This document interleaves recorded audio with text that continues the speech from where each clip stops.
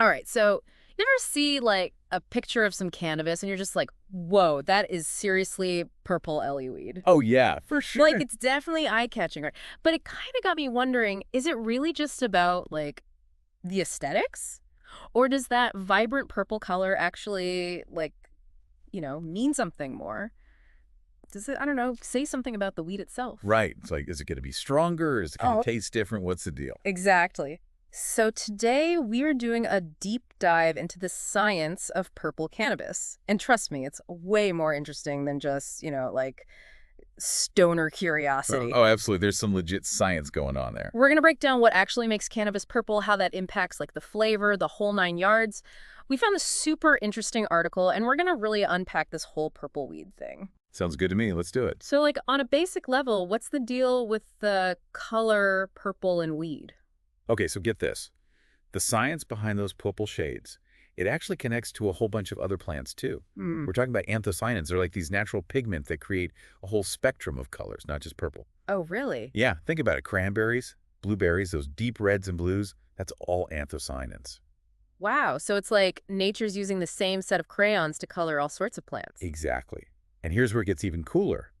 The way these anthocyanins actually show up, the color they make, it's influenced by the pH level inside the plants. Like each plant has its own little pH test going on internally. Hold on, pH levels like the stuff you measure in soil. Yep, exactly. So you're saying that like if the pH changes inside the plant, the actual color of the plant can change too. That's wild. That's exactly what's happening.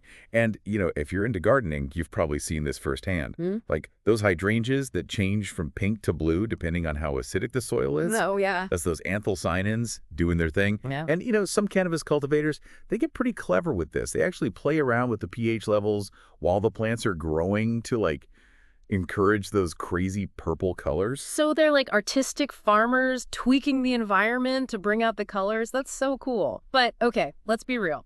There's that whole thing about purple strains being more potent. Is there any truth to that? Yeah, that's a common myth, but unfortunately, no.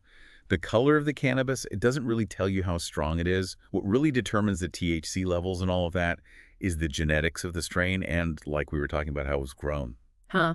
So it's not like, picking a red apple over a green one because you think it's going to be sweeter. Exactly. Sometimes those green apples are super tart. Exactly. You can't judge a book by its cover, and you can't judge a bud by its color. Love that. Okay, so the takeaway there, visual cues, not the whole story. But our article mentioned something super interesting about how cooler temperatures, they don't just make the cannabis more purple, they can actually impact the flavor too. Is that right? Yep. So it's not just looking cool, it's like tasting different too. Tell me more about that whole flavor connection. All right, so you know about chlorophyll, right? Hmm. Makes plants green. Yeah. Well, when there's a lot of chlorophyll in cannabis, it can actually make the smoke harsh, not very nice to smoke. Purple strains, though, they naturally have less chlorophyll. So often, what you get is a smoother smoke, just more enjoyable overall.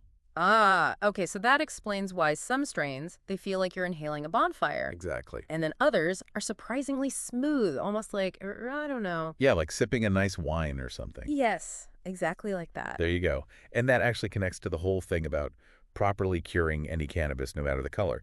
Drying and curing it right helps break down that chlorophyll, and that just makes for a tastier experience overall. It's like letting a good steak rest. Exactly. Makes all the difference. There you go. We're like cannabis sommeliers over here. But speaking of taste, our source material mentioned that there's a whole science to how cannabis gets its flavor.